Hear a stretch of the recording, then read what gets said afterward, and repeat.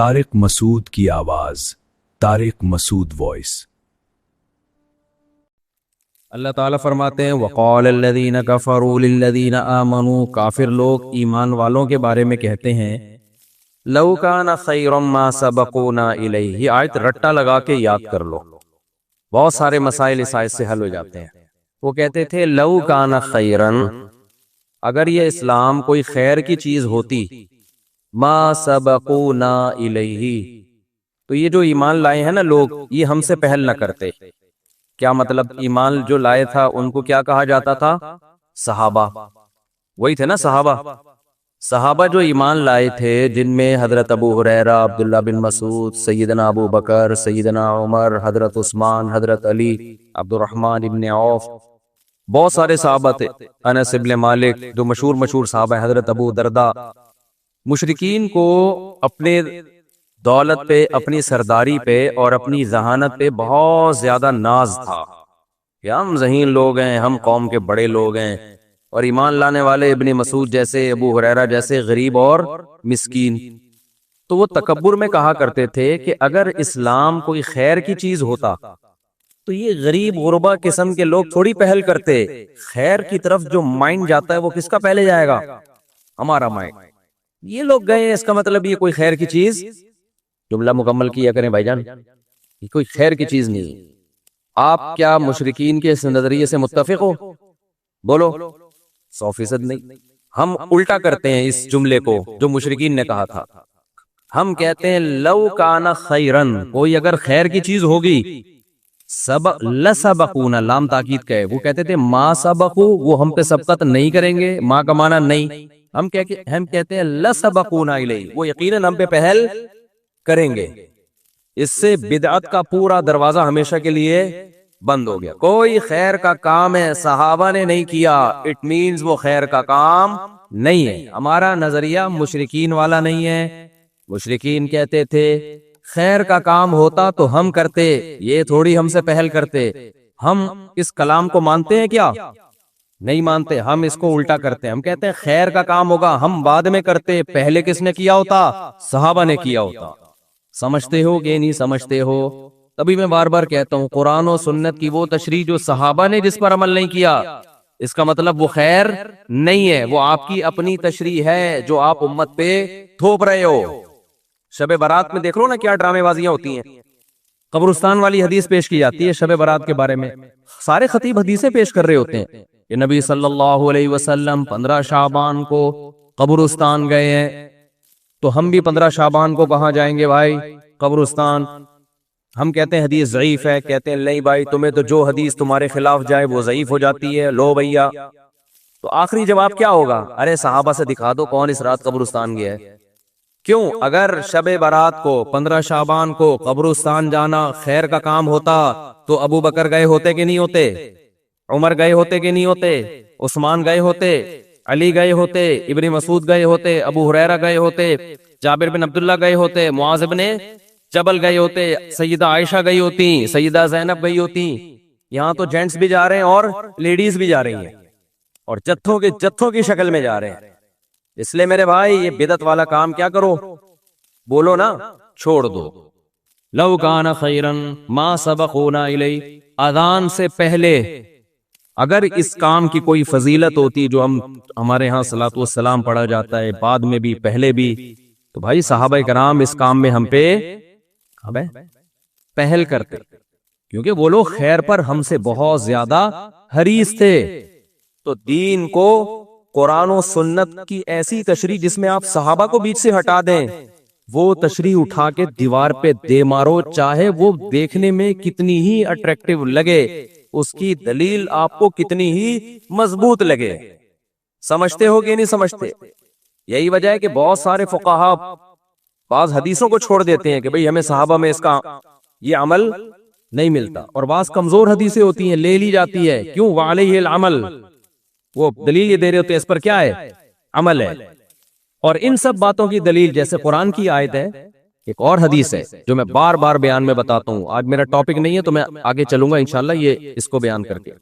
وہ یہ کہ جب نبی صلی اللہ علیہ وسلم نے فرمایا نا امت میں 73 فرقے ہوں گے، کلہم فی النار، سب کے سب جہنم میں سوائے ایک کے۔ اس حدیث کو اس پہ تو پیش کیا جاتا ہے کہ فرقہ واریت غلط ہے، فرقے نہیں ہونے چاہیے، لیکن جتنے لوگ یہ حدیث پیش کر رہے ہوتے ہیں آدھی بات کرتے ہیں اور آدھی پی جاتے ہیں۔ یقیناً اس حدیث سے پتہ چلتا ہے صرف ایک جنتی، باقی سارے کہاں؟ بولو نا، جہنم۔ واقعی فرقے غلط ہیں، فرقے نہیں ہونے چاہیے، لیکن پوری بات تو پوچھو بھائی، سارے فرقے جہنمی ہیں، سارے جہنم میں؟ نبی نے فرمایا ایک ان میں سے کیا ہوگا؟ بولو نا، وہ جنت میں ہوگا، وہ بھی تو فرقہ ہی ہوگا، وہ بھی تو ایک کانسیپٹ ہی ہوگا، وہ بھی تو ایک نظریہ ہی ہوگا۔ اگلا سوال صحابہ نے پوچھا، یا رسول اللہ کون سا فرقہ جنت میں جائے گا؟ یعنی کلہم فی النار، سارے جہنم میں، تو ایک جو جنت میں ہوگا وہ کون سا ہوگا؟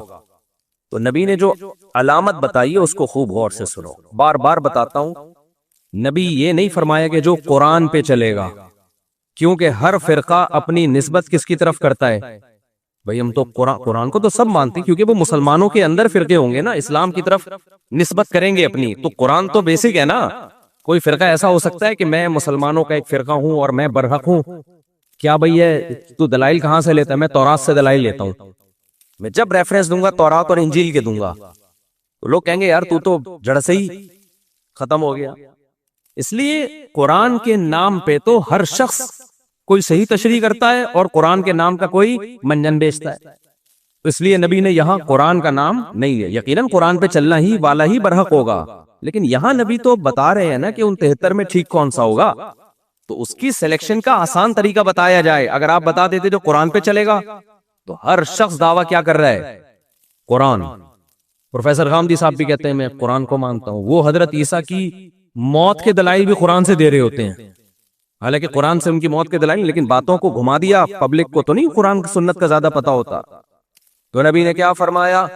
یہ بھی نہیں فرمایا کہ جو حدیث پہ چلے گا، اس لیے کہ بہت سے لوگ اپنی نسبت کہاں کر دیتے ہیں؟ حدیث کی طرف، لیکن حدیث کی وہ ایسی تشریح کر رہے ہوتے ہیں جو صحابہ سے ثابت نہیں ہوتی۔ اس لیے پوری بات نبی نے فرمائی، ما انا علیہ و اصحابی، جس پر میں ہوں اور میرے صحابہ۔ میں کا کیا مطلب؟ قرآن پہ تو چلنا ہے، لیکن قرآن پہ اس طرح سے چلنا ہے جیسے میں چلا۔ قرآن کی کوئی ایسی تفسیر مارکیٹ میں نہ لے آنا جو میرے زمانے میں نہ ملتی ہو، جس پر میرا عمل نہ ہو، اور میرے عمل کی ایسی تفسیر نہ لے آنا جو صحابہ سے ثابت نہ ہو۔ تبھی تو میں بار بار جو چیلنج کرتا ہوں نا، 3 طلاق ایک نہیں ہوتی، اس پہ بہت سارے اب میرے خلاف کلپ آنے لگے۔ ابے کسی ایک صحابی سے دکھا دو نا یار جس نے 3 طلاقوں کو ایک کہا ہو، دکھا دو نا آپ۔ اور حدیث کی کتابوں میں 3 کو 3 کہنے کے فتوے بھرے ہوئے ہیں، اس کا کوئی جواب نہیں دیتا، گھماتے رہتے ہیں ایکچولی یوں کر کے۔ چھوڑو تم قرآن و سنت کو، تم یہ بتاؤ قرآن و سنت کی وہ تشریح معتبر ہے جو صحابہ کی تھی یا تمہاری اپنی معتبر ہے؟ تو خیر یہ تو بیچ میں ضمناً ایک مسئلہ آ گیا، لیکن یہ پورا اصول ہے، یاد رکھو۔ آپ صحابہ کو بیچ سے نکال کے اگر ڈائریکٹ قرآن و سنت پہ چلنے کی کوشش کرو گے، لیبل قرآن و سنت کا ہوگا، لیکن وہ قرآن و سنت کی آپ کی ذاتی تشریح ہوگی جو آپ اٹھا کے امت پہ تھوپ رہے ہوگے۔ سمجھتے ہو کہ نہیں سمجھتے؟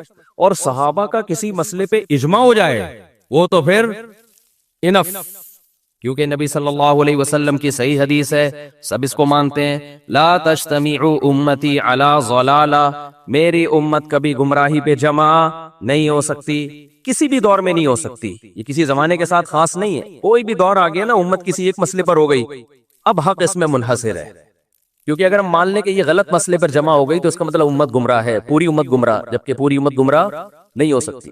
تو اجماع میں سب سے پہلے درجے کا اجماع کس کا ہے؟ صحابہ کا، پھر بعد والے لوگوں کا، پھر بعد والے لوگوں کا۔ اور اجماع کی بھی 2 قسمیں یاد رکھو، ایک اجماع تو ہوئے کہ بہت سارے صحابہ سے ایک عمل تواتر کے ساتھ، ایک یہ ہے جس کو اجماع سکوتی کہتے ہیں، صحابہ نے کسی نے بھرے مجمع میں ایک عمل کیا اور کسی نے ان پر اعتراض نہیں کیا، یہ بھی اجماع ہے۔ تو یہ چند اصول اچھی طرح سے سمجھیں، اور یاد رہے گی نا، لو کان خیرا ما سبقونا الیہ، مشرکین کہتے تھے کہ اگر اسلام خیر کا کام ہوتا تو صحابہ ہم سے پہل نہ کرتے۔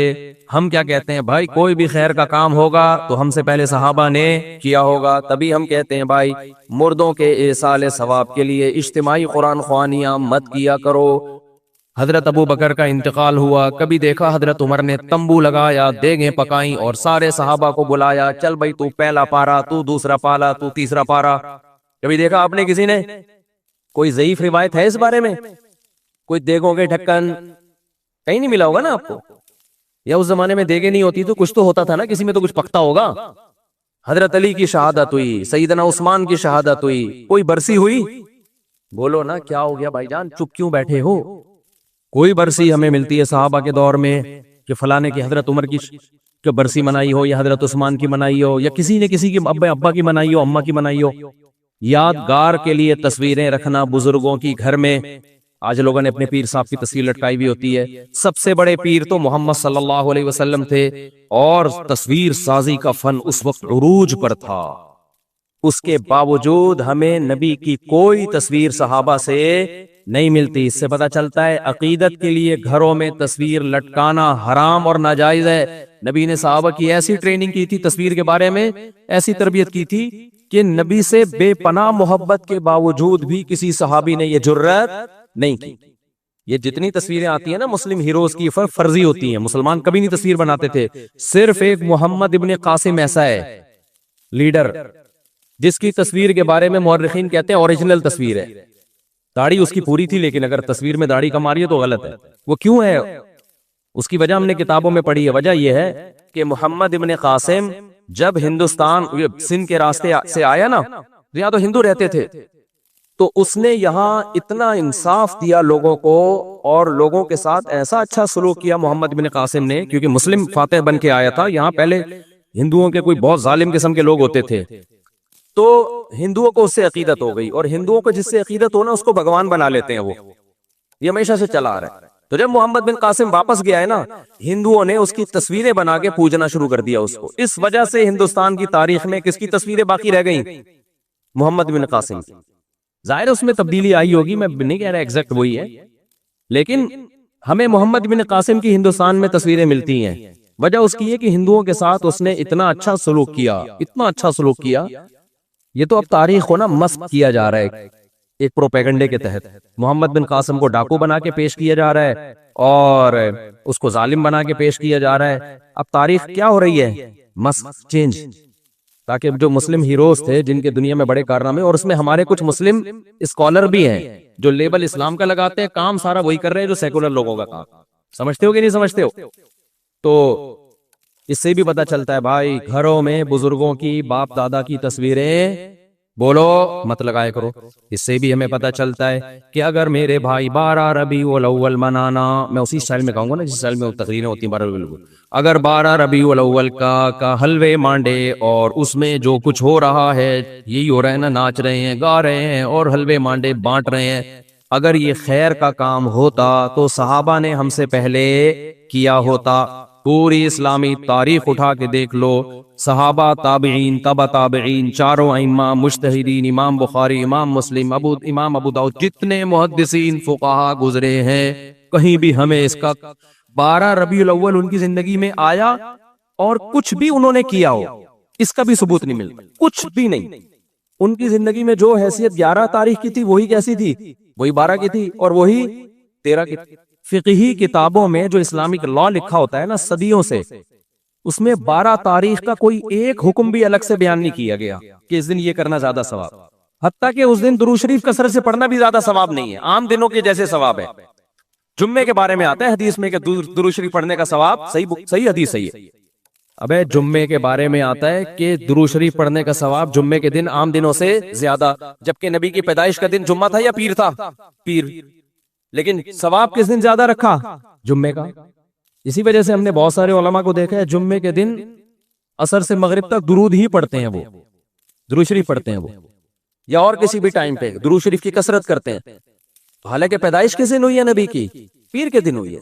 وہ پیر کے دن آپ نے نہیں فرمایا کہ درود شریف کا ثواب زیادہ ملتا ہے. تو میرے بھائی اپنے آپ کو پابند کرو قرآن و سنت کی وہ تشریح جو صحابہ.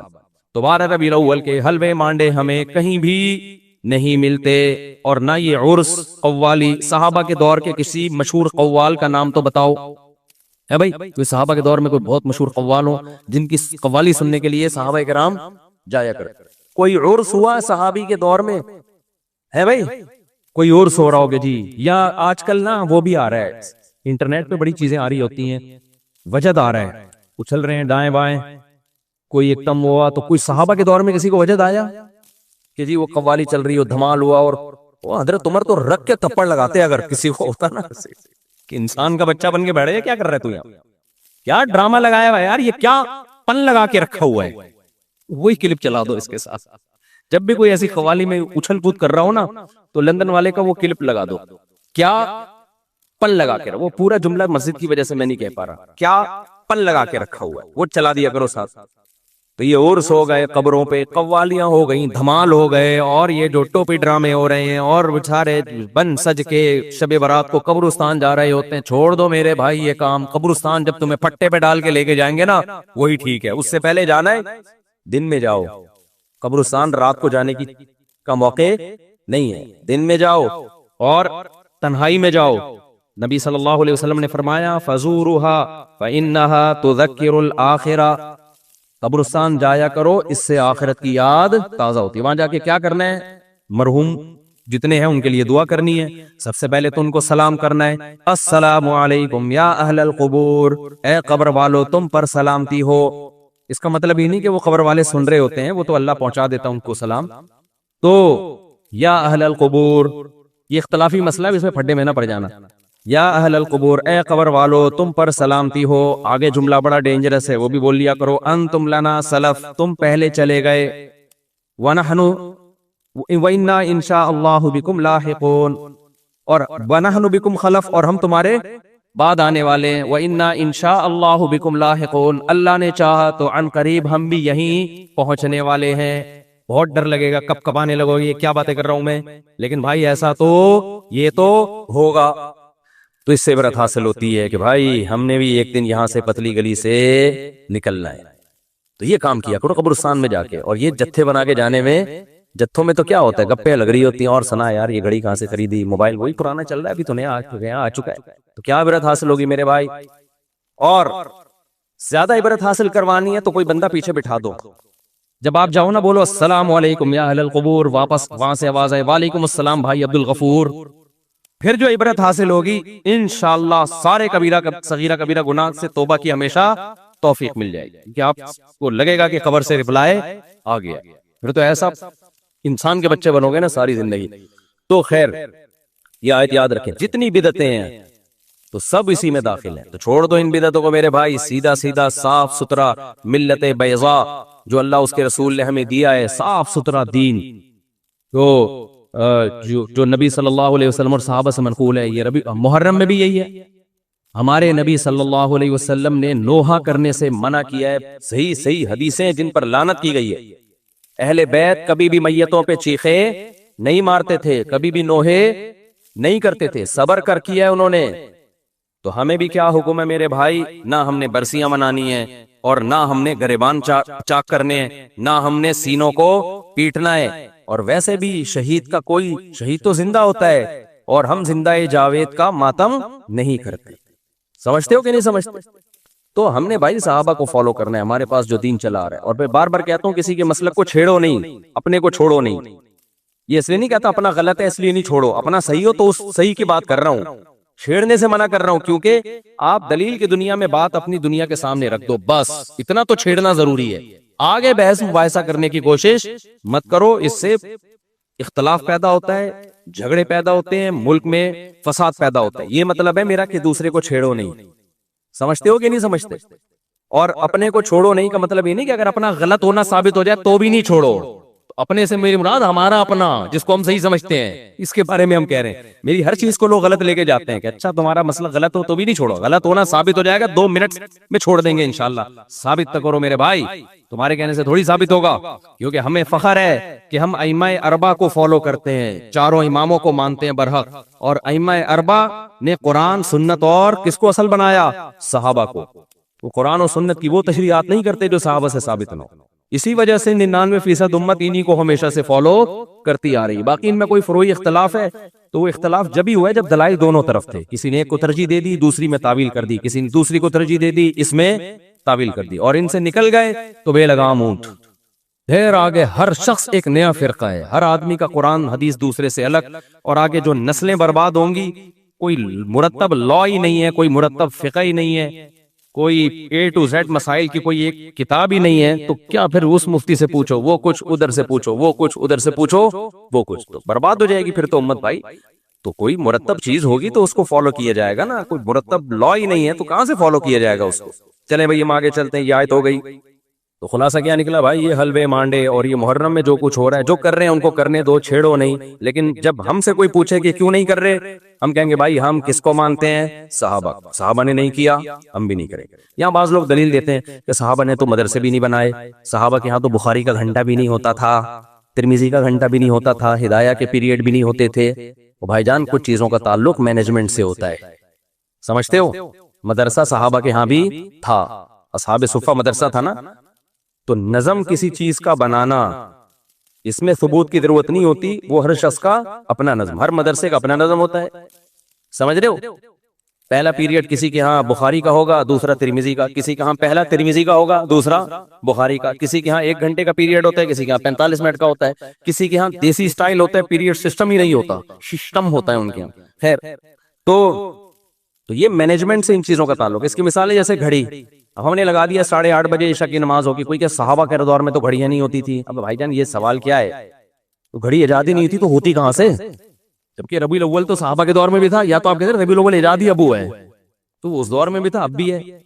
تو کچھ لوگ عجیب سے باتیں کر رہے ہوتے، کہتے ہیں اس دور میں گھڑیاں نہیں تھی تو گھڑی بھی جہاز تھے کیا؟ تو جہاز بھی بدعت ہے۔ بھائی اس دور میں بھی سواری تھی، آج بھی کیا ہے؟ سواری ہے۔ سواری مقصد تھوڑی ہے، وہ تو ذریعہ مقصود ہے۔ تو نبی کے دور میں جہاز ہوتے تو آپ بھی جہاز میں ہی سفر کرتے۔ تو بدعت کا مطلب کسی چیز کو دین سمجھ کے کیا جائے، سمجھتے ہو؟ اچھا بھائی ہم آگے چلتے ہیں اب۔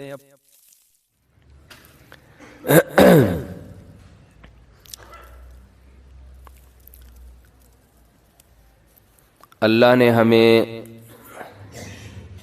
سیدھے راستے تک پہنچنے کے لیے بہت کم ٹائم دیا ہے آخرت کے لحاظ سے۔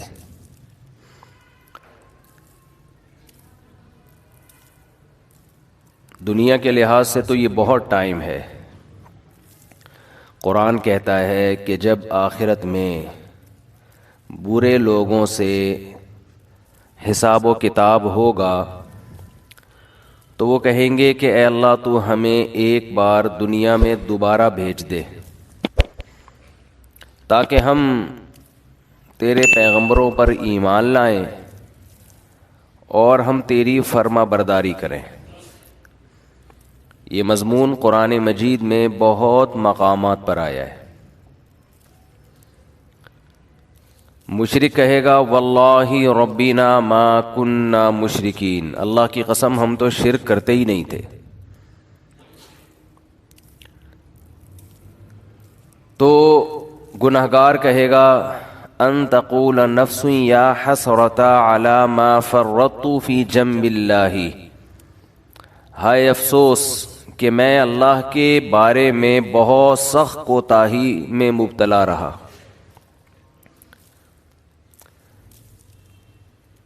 یعنی قرآن بیان کرتا ہے نا کہ تمہاری کیفیت کیا ہوگی اس وقت،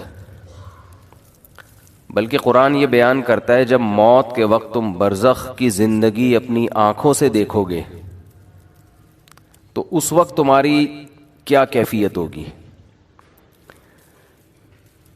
دیکھیں ایک تو مرتا ہوا انسان ہمیں نظر آ رہا ہوتا ہے،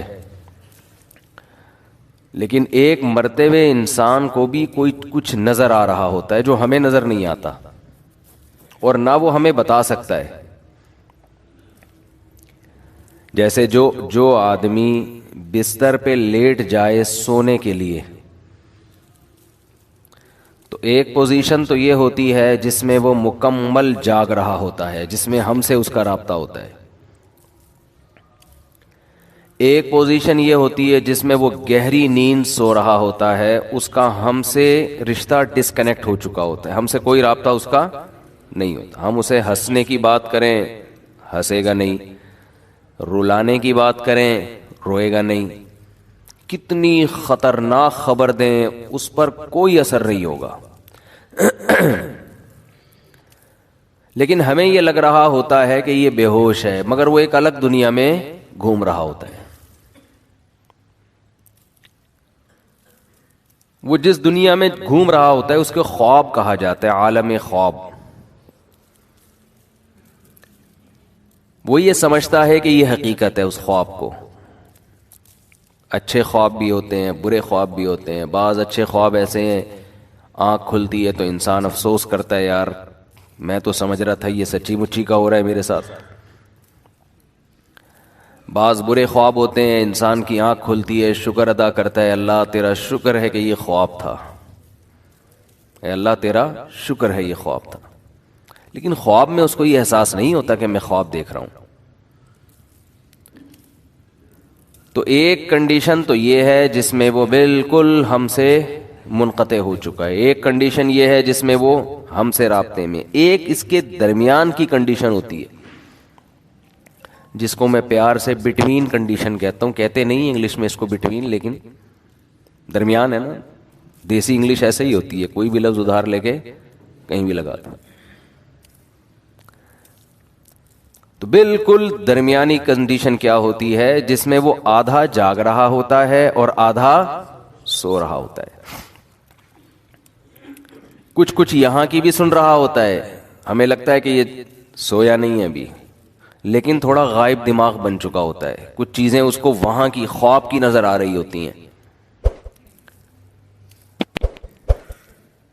بالکل یہی کنڈیشن قرآن و سنت سے پتہ چلتا ہے کہ جب انسان کی موت واقع ہونے والی ہوتی ہے تو ایک کنڈیشن یہ ہوتی ہے جس میں وہ مکمل حی ہے, مکمل زندہ ہے,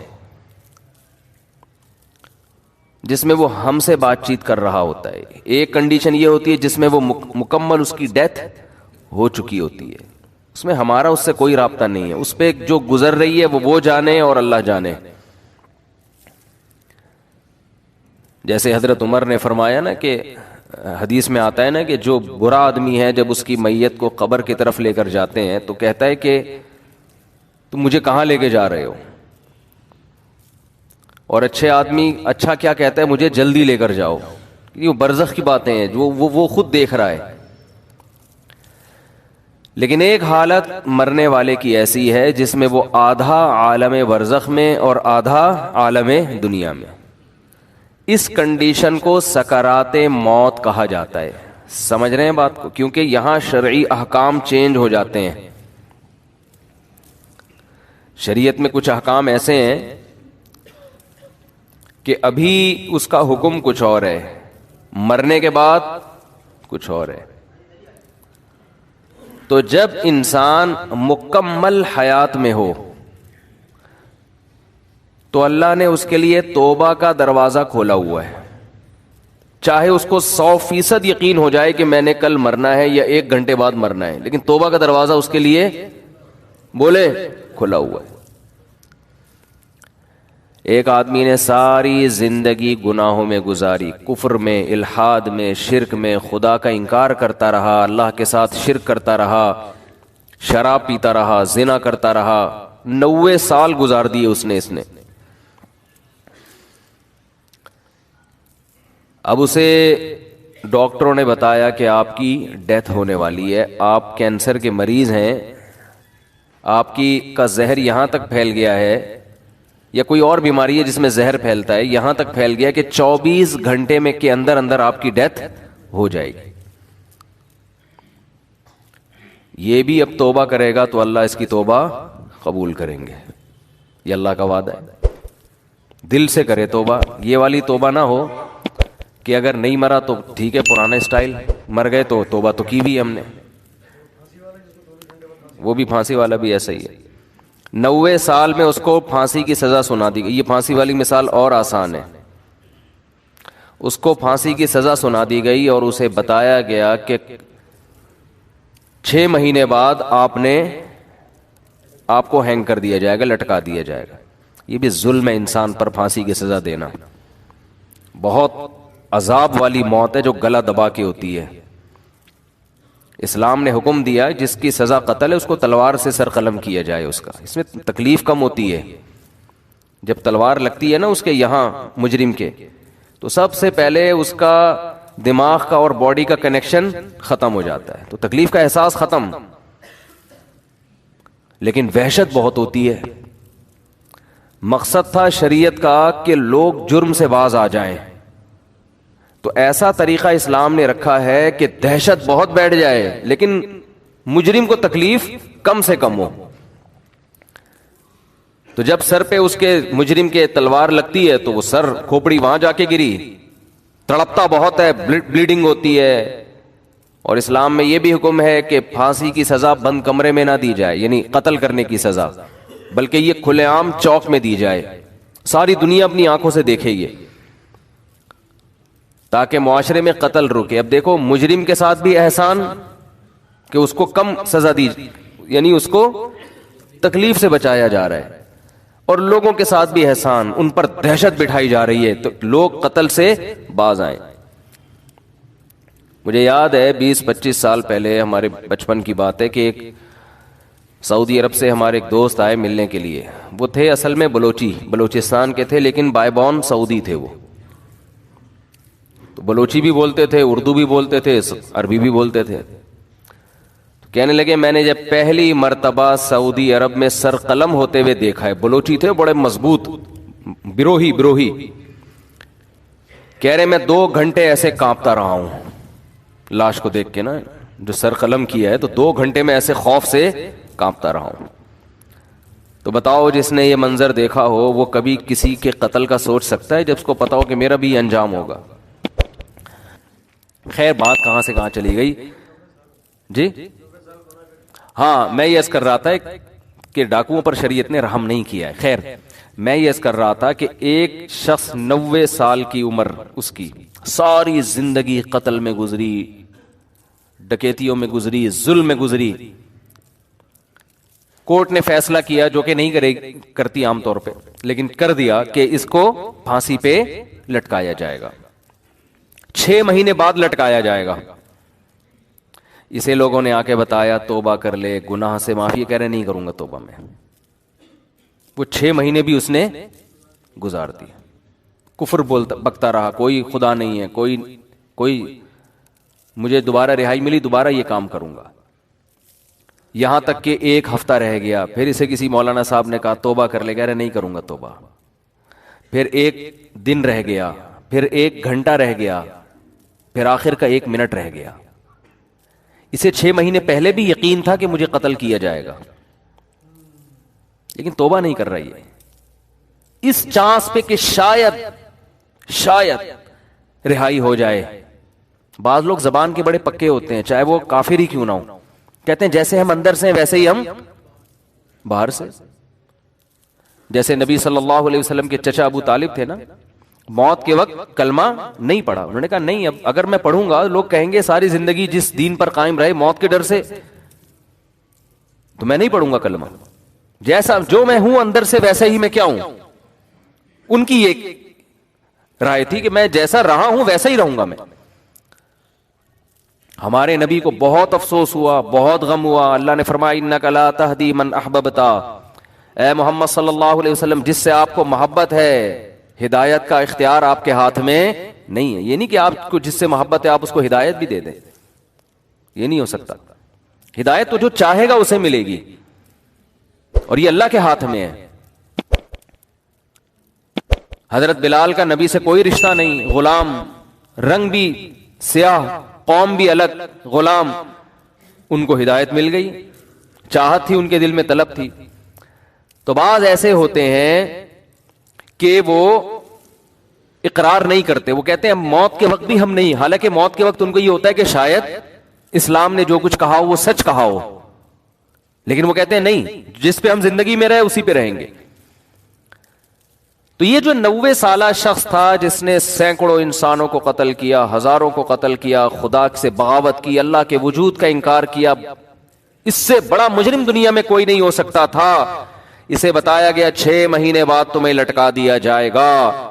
لوگوں نے کہا توبہ کر لے, اس نے کہا کہ نہیں, کیونکہ اس کو یہ تھا کہ شاید میں رہا ہو گیا, 1% چانس ہے, تو میں نے تو وہ بدماشیاں دوبارہ کرنی ہے, پھر میں کس منہ سے لوگوں کے پاس جاؤں گا. لوگ کہیں گے اچھا پہلے اسلام باطل تھا اب اسلام صحیح ہو گیا. تو اس نے ڈیلے کی, اس نے کہا نہیں, یہاں تک کہ اس کو لٹکانے میں 1 منٹ باقی ہے. 1 منٹ. اس کو یقین ہو گیا میری زندگی صرف کتنی دیر کی ہے؟ 1 منٹ کی. اب رہائی کی تمام اپیلیں مسترد ہو چکی ہیں، لیکن ہے پورا زندہ. ابھی عالم برزخ کو اس نے اپنی آنکھوں سے دیکھا نہیں. اب اگر یہ توبہ کر لے، بالکل پھانسی کے پھندے کی طرف جا رہا ہے، اس کو جلاد لے کے جا رہا ہے لٹکانے کے لیے، یہاں تک کہ اس ٹول پہ اس کو کھڑا کر دیا،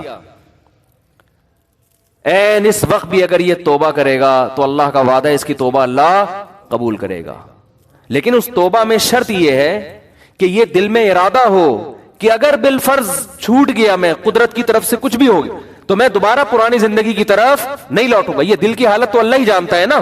یہ پکا عزم دل سے ہو اور زبان سے اقرار کرے کہ اللہ میں اسلام کو قبول کرتا ہوں، میں تیرے وجود کا قائل، تیری توحید کا قائل، تیرے پیغمبروں کا قائل. مجھے اگر رہائی مل گئی تو میں دوبارہ اس پرانی زندگی کی طرف نہیں آؤں گا. حالانکہ رہائی ملنے کا کوئی چانس نہیں ہے. قرآن سے، صحیح احادیث سے، متواتر احادیث سے اہل سنت والجماعت کا عقیدہ ہے کہ اس وقت 1 سیکنڈ کی توبہ اللہ اس کے تمام گناہوں کی دیوار کو گرا ڈالے گی. وجہ کیا ہے؟ اس نے ابھی تک آخرت دیکھی نہیں ہے. اللہ اس کو بخشنے کا بہانہ کیا تلاش کرے گا؟ ہو سکتا ہے فرشتے اعتراض کریں، اللہ اب تو موت کا یقین ہے اس کو، اس کی توبہ کس بات کی؟ اللہ کہیں گے موت کا تو یقین ہے، لیکن فرشتے اور آخرت اس نے اپنی آنکھوں سے غیب پر ایمان ہے، اور غیب پر ایمان اللہ قبول کرتا ہے. بہت سے لوگ اس کنڈیشن میں بھی توبہ نہیں کرتے، بلکہ زیادہ تر تو نہیں کرتے. بہت مشکل ہے بھائی بات سمجھانا، کیسے سمجھائیں؟ کیا زیادہ تر لوگ اس کنڈیشن میں توبہ کرتے ہیں؟ بولو. نہیں کرتے. جاؤ ہسپتالوں میں کینسر کے مریضوں کو جا کے دیکھ لو، جیسے تھے ویسے کے ویسے ہی ہیں. غیر مسلموں کو دیکھ لو، بسترے مرگ پہ تڑپ رہے ہوتے ہیں. جو بت پرست تھا وہ بت پرستی میں ہی مرتا ہے، وہ پھر بھی نہیں کرتا توبہ. تو یہ بھی بہت 1% خوش قسمت لوگ ہوتے ہیں جو عین اس وقت میں توبہ کر لیں، ورنہ توبہ ہوتی نہیں ہے. اس ٹائم پہ بھی نہیں کرتے لوگ توبہ، دل سے ہو چکے ہوتے ہیں وہ. اب دیکھو آخری 1 منٹ رہ گیا ہے، اگر آج وہ دل سے توبہ کر لے، وہ پھانسی کے پھندے پہ لٹکنے والا 1 سیکنڈ پہلے، یہاں تک کہ اس کے گلے میں پھندا لا کے ڈال دیا گیا، اب یہ صرف رسا کھینچنے کی دیر ہے. اس دوران بھی اگر وہ توبہ کرے گا، یہ 1 سیکنڈ اس کی کروڑوں سال کی زندگی کو، فیوچر کو چینج کر دے گا. کیوں؟ ابھی تک اس نے اپنی آنکھوں سے دیکھا نہیں ہے، ابھی تک دیکھا نہیں ہے اس نے اپنی آنکھوں سے، غیب پر ایمان ہے. تو یہ اللہ کا وعدہ ہے، ان اللہ یقبل توبۃ عبدہ ما لم یغرغر. بخاری مسلم کی حدیث، نبی صلی اللہ علیہ وسلم نے فرمایا اللہ اپنے بندے کی توبہ اس وقت تک قبول کرتا ہے جب تک اس کو غرغرہ نہیں آتا. غرغرہ کا مطلب سکرات موت میں مبتلا نہیں ہو جاتا وہ. ہاں جب اس کو ہینگ کیا گیا اور اس کی روح نکلنا شروع ہوئی اور پھر اس نے برزخ کی زندگی اپنی آنکھوں سے دیکھ لی، اس نے دیکھ لیا کہ قرآن جو کہتا تھا کہ برے لوگوں کی روح، برے فرشتے سے مراد وہ فرشتے جو اللہ نے سزا دینے کے لیے متعین، فرشتہ تو برا نہیں ہوتا، وہ فرشتے جو خوفناک فرشتے ہیں وہ برے لوگوں کی روح قبض کرتے ہیں. جب یہ فرشتے اپنی آنکھوں سے دیکھ لے گا، اس کے بعد قرآن کہتا ہے کہ اب توبہ تو دور کی بات، زمین اور آسمان کی دولت بھی اگر خرچ کر دے گا، وعدہ کرے گا اللہ مجھے مہلت دے دے، میں پوری زمین آسمان کی دولت خرچ کرنے کے لیے تیار ہوں. اللہ فرماتے ہیں ما تقبل منہم، اللہ کا قانون اٹل ہے، اللہ اس کی ایک آنسو کی پرواہ نہیں کرے گا. پوری دولت دے دے اللہ اس کی پرواہ نہیں کرے گا. آج ملحد لوگ، ایتھیس لوگ کہتے خدا نظر نہیں آتا، جنت نظر نہیں آتی، جہنم نظر نہیں آتی، دکھاؤ. او بھائی اگر دکھا دی تو پھر آپ میں اور مومن میں فرق ختم ہو جائے گا. دیکھی ہوئی چیزوں پر تو سب ایمان لے کر آتے ہیں. قرآن کہتے ہیں غور و فکر کر کے ایمان لے کر آؤ. آپ کی خواہشات آپ کو صحیح سمت میں غور کرنے نہیں دیتی. ابھی ایک ملحد نے میرے خلاف کلپ بنایا ہے، میں نے مثال دی تھی ایک یونیورسٹی کے پروفیسر کی. جلدی سے بات کو سمیٹتا ہوں، کیا کروں یار. ایک ملحد نے کلپ بنایا، میں نے ایک مثال دی تھی یونیورسٹی کے پروفیسر کی. خوب اچھی طرح کھوپڑی میں بیٹھائیں اس مثال کو. یہ لوگ نا باتوں کو گھماتے بہت ہیں، کبھی سیدھی بات نہیں کرتے. مجھ سے ایک طالب علم ملا, اسٹوڈنٹ ملا یونیورسٹی کا, اس نے کہا ہمارے ایک پروفیسر نے کہا کہ دیکھو گاڑی کے ایکسلریٹر پہ ہم پاؤں رکھتے ہیں تو گاڑی موو کرتی ہے, بریک پہ پاؤں رکھتے ہیں تو گاڑی رکتی ہے, تو خدا کہاں ہے؟ یعنی ہر کام کرنے سے ہو رہا ہے نا. خدا تو جب ہوتا جب ایکسلریٹر پہ پاؤں رکھو اور وہ روک دے گاڑی کو, بریک پہ پاؤں رکھو اور وہ چلا دے. تو یہ ہر کام کی ایک لاجک ہے. تو ہر کام کے پیچھے ایک سائنس ہے, ایک لاجک ہے. خدا نہیں ہے معاذ اللہ. میں نے کہا یہ مثال ہی خدا کے وجود کی سب سے بڑی دلیل ہے. گاڑی کے ایکسلریٹر پہ جب تک پاؤں نہ رکھیں وہ چلے گی خود سے؟ بولو. جب تک کوئی بریک لگانے والا نہ ہو اس وقت تک رکے گی وہ. جو گاڑی ایک حالت سے اپنی ایک کنڈیشن کو چینج نہیں کر سکتی کسی چینجر کے بغیر, وہ گاڑی وجود میں آ سکتی ہے کسی خالق کے بغیر؟ بولو نا. تو وہ گاڑی یقیناً کسی نے بنائی ہے. تو ایک چھوٹی سی گاڑی خود سے نہیں بن سکتی. آپ کہہ رہے پوری کائنات ایک دھماکے سے خود سے وجود میں آ گئی ہے, اور انسان اور وسیم بھائی اور غفور بھائی سبکتگین صاحب اور یہ خواتین اور مرد اور گائے بھینسیں اور زمین سورج کے گرد اور جو ہے وہ چاند زمین کے گرد, پورا ایک اتنا بڑا نظام, بارشوں کا نظام, صحراؤں کا نظام, یہ سارا سیٹ اپ ایک بے جان تصویر خود سے وجود میں نہیں آ سکتی کروڑوں سال میں. اور ایک چلتی پھرتی تصویر جو دیکھتی ہو, ناک سے سونگتی ہو, کانوں سے سنتی ہو. کوئی کہے نا کہ یہ آنکھ ناک کان تصویر پینٹنگ کر کے خود وجود میں آ گئی ہے, کوئی مان لے گا؟ کھربوں سال میں بھی نہیں ہو سکتا. لیکن ایک ایسی آنکھ وجود میں آ گئی جس میں دیکھنے کی صلاحیت, ایک ایسی ناک وجود میں آ گئی جس میں سونگنے کی صلاحیت. یہ اور میرا اعتراض تھا, اس ملحد نے اس اعتراض کا جواب نہیں دیا. اس نے جواب کیا دیا ہے؟ اس نے کہا گاڑی کی مثال یہاں فٹ نہیں آتی کیونکہ گاڑی بنی ہوئی چیز ہے, اس میں ایوولوشن نہیں ہوتا, اور اس کائنات ایوالو ہو کے یہاں تک پہنچی ہے. نہیں آئی بات سمجھ میں؟ کہہ رہے گاڑی جو ہے نا وہ ایوالو تھوڑی ہوئی ہے یہاں تک, گاڑی تو کسی نے بنائی ہے, تو گاڑی پہ فٹ نہیں ہو سکتا. سوال تربوز کے متعلق تھا, جواب میں کیا پیش کیا جا رہا ہے؟ خربوزہ. آپ سے سوال پوچھا امتحان میں, محمد بن قاسم نے ہندوستان پہ 17 کیا کیے؟ آپ نے کہا محمد بن قاسم ناشتے میں پراٹھا کھاتا تھا. اگلا بولے گا بھائی تم سے پوچھا کیا جا رہا ہے؟ وہ سوری محمود غزنوی نے, محمد بن قاسم نے نہیں. وہ صبح ناشتے میں کیا کھاتا تھا؟ تو یہ جواب تھوڑی ہوگا. سوال دوبارہ دہرا دیتا ہوں میں, ایک معمولی سی چیز ایوولوشن کے ذریعے کار کی شکل اختیار نہیں کر سکتی. اتنی مینجمنٹ کہ ایکسیلیٹر کی جگہ ایکسیلیٹر ہو, بریک کی جگہ بریک ہو, اسٹیئرنگ کی جگہ ایسی بہترین مینجمنٹ. تو ایوولوشن کوئی ایسی عجیب چیز ہے جس نے خود سے, یعنی نیچر ہے نا, نیچر اتنی ذہین, اتنی فتین, اتنی زبردست چیز ہے کہ خربوزے کے بیج میں اس نے ایسے سافٹ ویئر انسٹال کر دیے کہ جب زمین میں ڈالو تو پہلے پودا اگے گا, پھر پھول اگیں گے کیڑے مکوڑوں کو مائل کرنے کے لیے, پھر نر مادہ کا ملاپ ہوگا, پھر جب نر مادہ کا ملاپ ہوگا اس میں کچا پھل پیدا ہوگا, وہ پھل بڑا ہو کر دوبارہ خربوزہ بن جائے گا. ہر خربوزے میں دوبارہ ایسے سینکڑوں بیج ہوں گے جن کو ڈالو گے تو پھر یہی پروسیس ہوگا. ہزاروں سال سے یہ پروسیس ہو رہا ہے, اور یہ فطرت نے خود اپنے آپ کو مینج کر لیا. خدا کی قسم دنیا میں اس سے بڑا بے وقوف اور جھوٹا اور کذاب اور دجال کوئی نہیں ہوگا جو یہ دعویٰ کرے. آپ انسان کو مانتے ہو ایوولوشن ہو رہا ہے, ارتقاء, اردو میں ارتقاء کہتے ہیں اس کو. یہ کیا ارتقاء ہے یار؟ کہ دیکھو ارتقاء, بندر کروڑوں سال ترقی کرتے کرتے انسان تک پہنچ جاتا نا, یہ ہوتا نا ارتقاء. یہاں کیا ہو رہا ہے؟ 9 مہینے میں کیا ارتقاء ہو رہا ہے؟ ایک پانی کا قطرہ ماں کے رحم میں جاتا ہے بھائی, اور 9 مہینے میں ماں روٹی کھا رہی ہے, 9 مہینے کے اندر اس میں آنکھ, ناک, کان, دل, دماغ, جگر, گردے, پھیپڑے, ہر چیز بن کے اپنی جگہ فٹ ہو کے, اور ایسی مینجمنٹ ہے خاندانی. ادھر بچہ ماں کے پیٹ سے باہر آیا, فوراً ماں کی چھاتیوں میں دودھ پیدا ہوا, پانی میل کا ہے اور بچہ فیمیل کے بطن سے پیدا ہو رہا ہے, ان دونوں کے ملاپ سے. اور ان دونوں کا ملاپ بچہ پیدا کرنے کے لیے نہیں تھا, اپنی خواہش پوری کرنے کے لیے, سیکس کے لیے تھا. اس سیکس کے نتیجے میں انسان وجود میں آ رہا ہے. ان دونوں میں بھی آپس میں کوئی ربط نہیں ہے.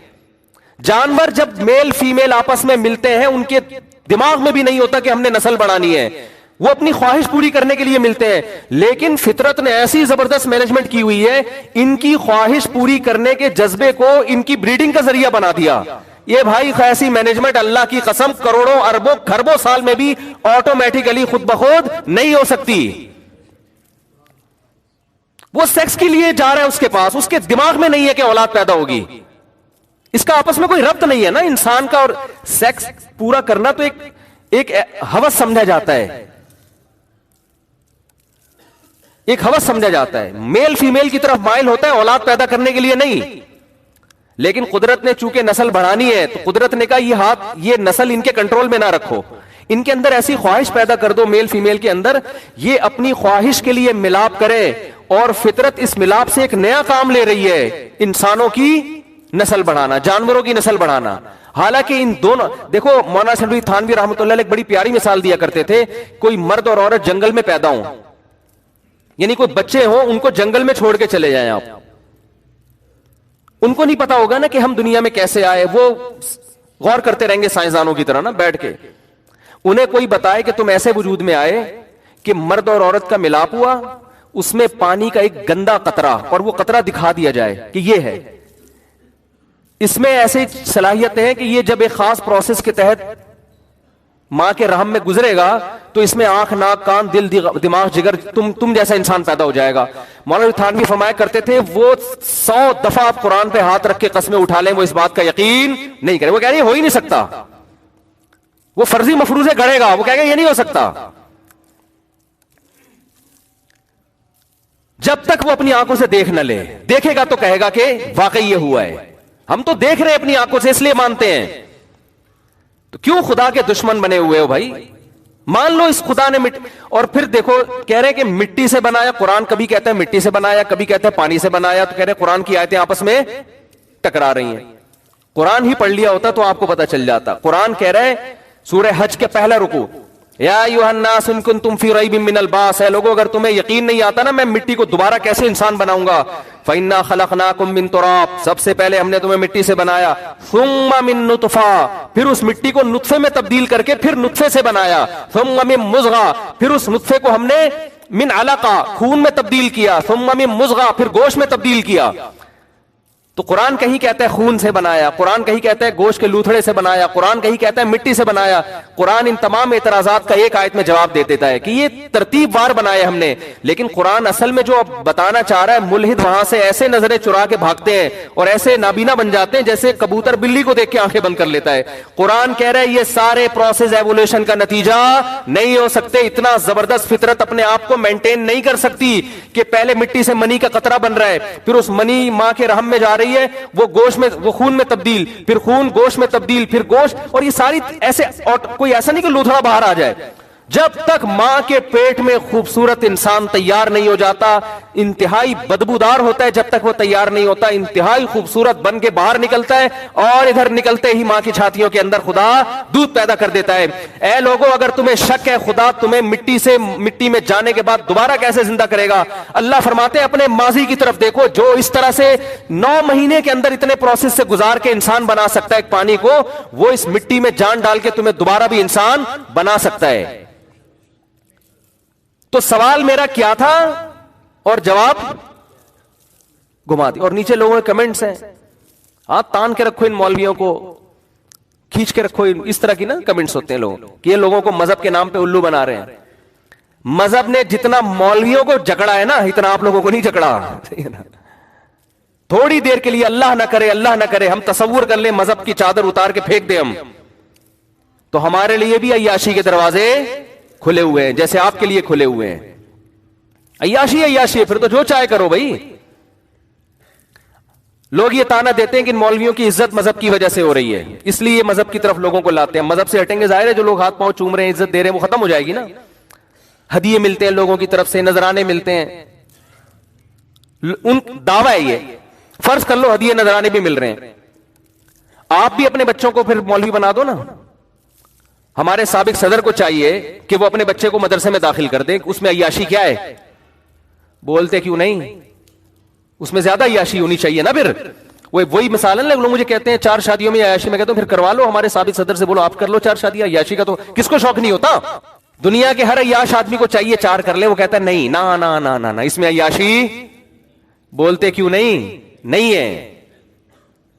تو آپ ایسی عیاشی کا لیبل ہماری طرف لگا رہے ہو جو عیاشی آپ خود کرنے کے لیے تیار نہیں ہو. آپ کہہ رہے ہو نا کہ نبی صلی اللہ علیہ وسلم نقل کفر نباشت 9 بیویاں رکھ کے معاذ اللہ نقل کفر عیاشی کی ہے, تو آپ 4 رکھ کے عیاشی کر لو.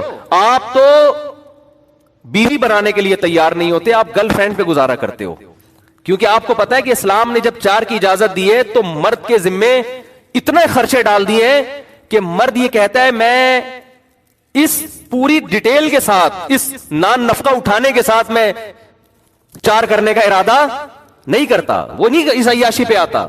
اکثر یہ کام مذہبی لوگ کرتے ہیں, عیاش لوگ شراب کباب والے یہ کام نہیں کرتے.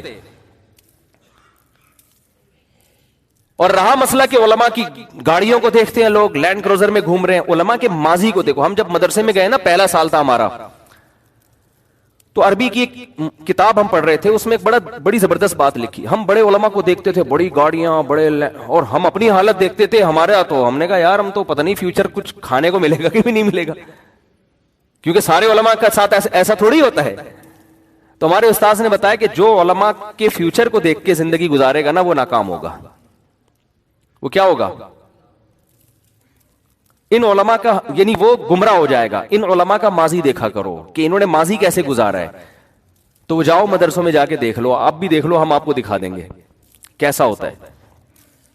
وہاں وہ سہولتیں نہیں ہوتی عام طور پہ جو یونیورسٹیوں میں ہے, وہاں وہ کیریئر نہیں ہوتا فیوچر کا. جو آپ کا بچہ, یقین نہ آئے نا, آپ کی بیٹی کے لیے, آپ کے بیٹے کے لیے کوئی رشتہ آئے, آپ بتاؤ کہ ہمارا بیٹا مدرسے میں پڑھ رہا ہے, آئی بات سامنے, 100 رشتے آئیں گے, 1% چانس ہوگا کوئی ہاں کر دے. 100 میں سے 1% چانس. جب آپ نے بتایا نا ہمارا بیٹا کیا کرتا ہے, بولو مدرسے کے دوسرے سال میں, ابھی 6 سال اس کے باقی ہیں, یا 4 سال باقی ہیں, یا آخری سال ہے, دور حدیث کر رہا ہے, پتلی گلی سے نکلیں گے وہ. اور اسی شکل کا, اسی قد کاٹ کا آپ کا دوسرا بیٹا ہے جو میڈیکل کالج میں پڑھ رہا ہے, جو کمیشن آفیسر بن رہا ہے, یعنی آرمی جوائن کر رہا ہے. 100 میں سے 99 ہاں کریں گے, ایک بیوقوف ہوگا لڑکی کا ابا, وہ کہے گا مجھے ایسی جگہ میں نے ڈاکٹر سے نہیں کرنی. تو کیریئر تو ادھر ہے میرے بھائی. یہ تو کوئی ایک آدھ مولوی ہوتا ہے بیچارہ جو, ورنہ اکثر تو ہمارے مدرسوں میں جا کے دیکھو, ہم سے زیادہ صلاحیت والے, ہم سے زیادہ علمی استعداد والے 15 20 ہزار تنخواہیں لے کے سارا دن محنت کر رہے ہیں, بچوں کو پڑھا رہے ہیں. زیادہ 99% تو ابھی بھی وہی ہیں, انہیں تو لوگ جانتے نہیں, ان کو ہدیہ نذرانے کہاں سے دیں گے. تو آپ کہہ سکتے ہیں مجھ سے پھر آپ کیوں نہیں وہاں بیٹھے ہوئے. بھائی ہم اس لیے کہ عوام میں ہم نے بیانات شروع کر دیے تو عوام میں ہم مشہور ہو گئے, ورنہ ہمیں تو نہیں تھا کہ ہم مجھے یاد ہے جب میں مدرسے میں پڑھ رہا تھا تو ہمیں بتایا گیا تھا ملا کی دوڑ مسجد سے گھر تک, اس کے علاوہ کوئی لفٹ, ہمارے حضرت نے باقاعدہ عدم لفٹ پر بیان کیا ہے کہ یہ دماغ سے نکال دو کہ تم لوگوں کو عزت ملے گی, پیسا ملے گا. حضرت کا پہلا بیان ہی یہی تھا, سمجھ رہے ہو, جب ہم مدرسے میں گئے, یہ نکال دو. اور 99 کے ساتھ یہی ہوتا ہے. شاید اللہ تعالیٰ نے یہ دیکھا ہوگا کہ یہ کشتیاں جلا کے آئے, ہم تو مدرسے میں جب گئے تو ہمیں تو نہیں پتا تھا ہمارا فیوچر کیا ہوگا. ہم نے کہا یار علم حاصل کرتے ہیں, تبلیغ میں وقت لگائیں گے, دین کا کوشش کریں گے لوگوں کو دین پہ لانے کی, پیسے مل گئے ٹھیک ہے, نہیں ملے تو بھی ٹھیک ہے. یہی سوچ کے آئے تھے, وقف کر کے بس ختم, اب واپس نہیں جانا. تو کسی کو مل جاتے ہیں, کسی کو نہیں ملتے, کسی کا کاروبار چمک جاتا ہے, کسی کو عزت زیادہ مل جاتی ہے, اکثر کو نہیں ملتی. اکثر ہمارے مدرسوں میں جو اساتذہ اور علماء کرام ہیں 99% غریب ہیں, حالانکہ علمی استعداد ان کی بہت زیادہ اور کام دین کا بہت کر رہے ہیں. سمجھ میں آ رہی ہے بات کہ نہیں آ رہی ہے؟ تو وہ یہ سمجھتے ہیں کہ یہ مولویوں نے نا اسلام پہ لوگوں کو لا رہے ہیں تاکہ ان کی دکانیں چلی رہے ہیں. تو مولوی کو میرے بھائی آپ کی دکان سے کوئی واسطہ نہیں ہے. وہ پہلے بیچارہ آتا ہے کشتیاں جلا کے آتا ہے کہ اللہ کھلائے گا اللہ پہ. ہمارے حضرت کا پہلا بیان تھا ملا کا رزق. حضرت فرماتے رزق کی فکر چھوڑ کے دین کے کام میں لگ جاؤ, اور رزق ٹکرے مارتا ہوا آئے گا, رزق ٹکرے مارتا ہوا آئے گا. اب ایسا ہی ہو رہا ہے کہ لوگ کھلا کھلا کے بھاگ رہے ہیں, ہم بکرے ہمارے پیچھے بھاگ رہے ہیں, اللہ نظر بس سے بچائے. اب ہم آگے آگے بھاگ رہے ہوتے ہیں, دمبے ہمارے پیچھے, کھا لے. ہم کہتے نہیں کھاؤں گا یار, مروں گا یار, اور بھی دنیا میں کام ہے, اور بھی دنیا میں غم ہے. ابھی ہم تھر گئے, اللہ وہاں کے جو ہمارے میزبان تھے اللہ جزائے خیر دے, ہم جب وہاں پہنچے تو انہوں نے دسترخوان لگایا. میرے ساتھ جو ساتھی گیا تھا اس نے کہا تھر بیان میں آئے گا. میں نے کہا آج تھر کا کوئی تعلق نہیں آج کے ٹاپک سے, لیکن آ گیا نا بیان میں. میں تھر سے آیا ہوں نا, کل ریگستان نہیں ہے تھر, وہاں گیا تو ہمارے ایک دوست نے کہا مفتی صاحب جمعے کے بیان میں دیکھنا تھر پہ رپورٹ آئے گی. میں نے کہا نہیں آئے گی, میرا ٹاپک ہی جمعے کا یہ نہیں ہے. اب آ گئی, واقعی اس کو صحیح کہا.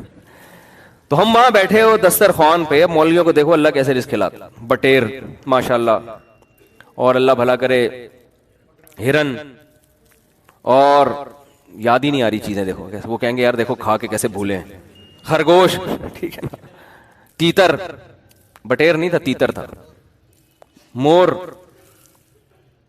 ایسا نہ وہ والے پہنچ جائیں گورنمنٹ کے لوگ, تیرے وہ سارا کام ان کا لیگل ہوتا ہے, لیگل کوئی کام نہیں کرتے, لائسنس ہے ان لوگوں کے پاس. تو ایسی چیزوں کے گوشت جو کبھی خواب میں دیکھے بھی نہیں, کھا نہیں سکتا انسان, ایک چیز کھائے گا بھائی. تو پھر کہنے حضرت یہ بھی تھوڑا, میں نے کہا یار انسان ہے, ہم خود ہرن تھوڑی ہیں پورا جنگل کھا جائیں.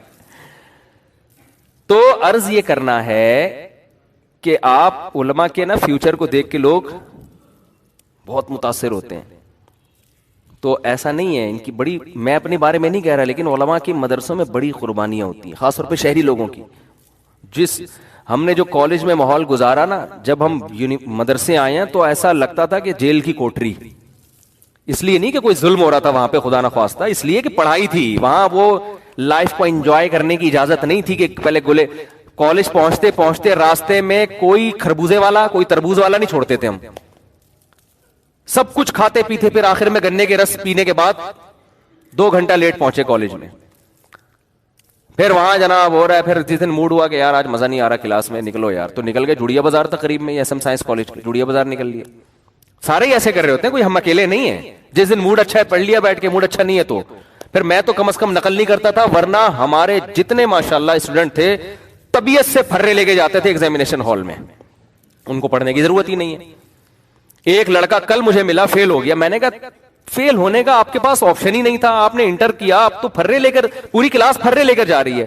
کہہ رہے یار میری پینٹ میں کوئی جگہ ایسی نہیں تھی جہاں میں نے پھرے, سمجھتے ہیں نا, رکھے ہوں گے آپ لوگوں نے بھی.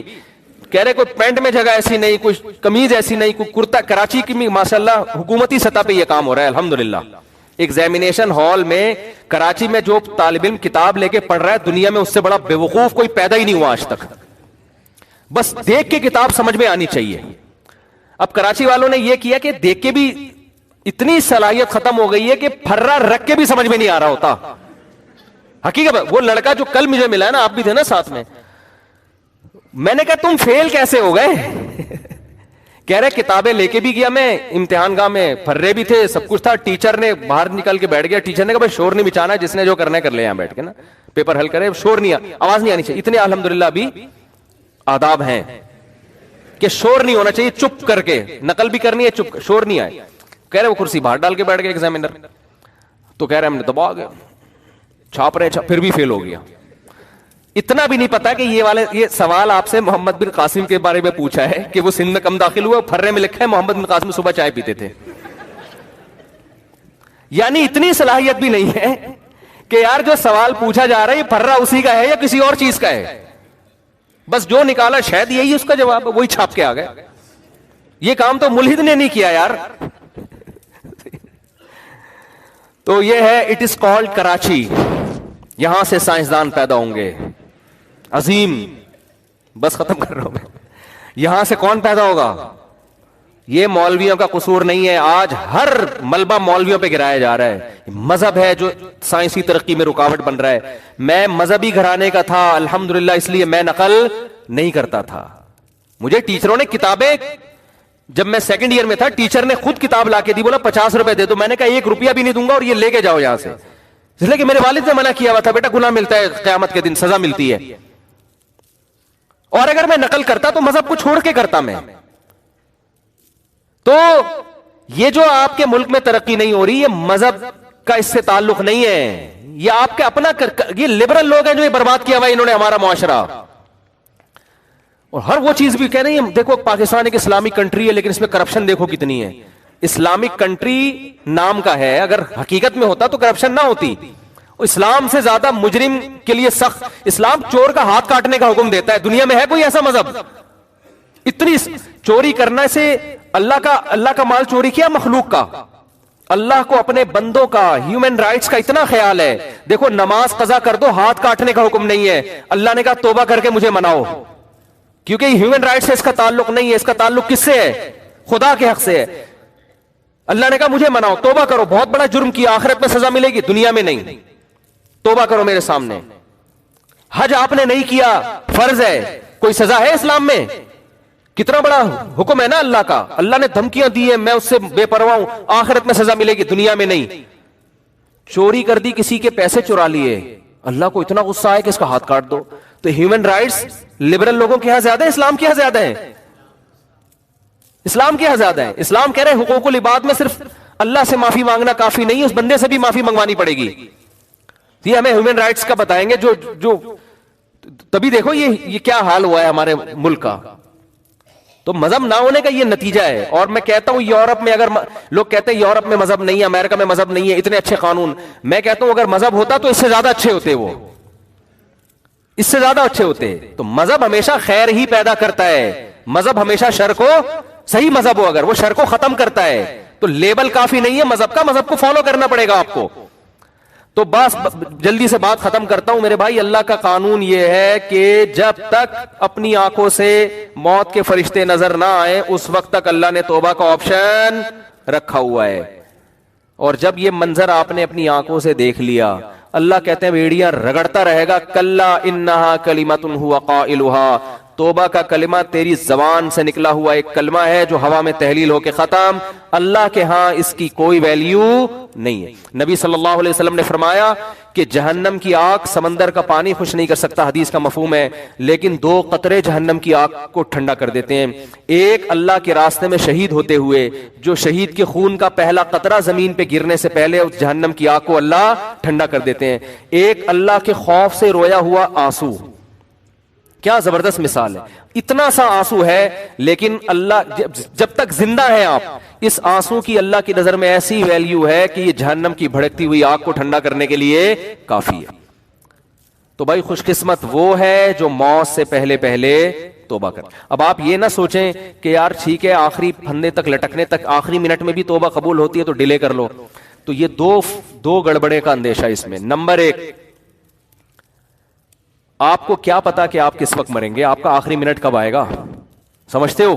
پھانسی کے مجرم کو تو پتا ہوتا ہے لٹکنے والا ہوں, ہر مرنے والے کو یہ پتا نہیں ہوتا. دوسری بات یہ کہ مشاہدے پر مبنی یہ حقیقت ہے, جو موت کی وجہ سے توبہ کو ڈیلے کرتا ہے ایسے لوگوں میں اکثر توبہ نہیں کرتے. آپ دیکھ لو غیر مسلموں میں جوانی میں توبہ کرنے والے, اسلام قبول کرنے والے زیادہ ہیں, بڑھاپے میں اسلام قبول کرنے والے کم ہیں. حالانکہ جوانی میں غیر مسلم بننے میں عیاشی زیادہ ہے, بڑھاپے میں تو ویسے ہی عیاشی نہیں ہے نا. لیکن اس کو تو فائدہ ہی فائدہ ہے, بوڑھے آدمی کو اسلام قبول کر لے, توبہ کر لے, بھائی اب تو کچھ تیری زندگی تو گزر گئی عیاشیوں میں, اب تو جائے گا جنت میں. لیکن دل ایسا سخت ہو جاتا ہے وہ نہیں کرتا. جوان آدمی وہ جلدی کر لیتا ہے, حالانکہ اس کو قربانی زیادہ دینی پڑ رہی ہے. آپ دیکھ لو دنیا میں توبہ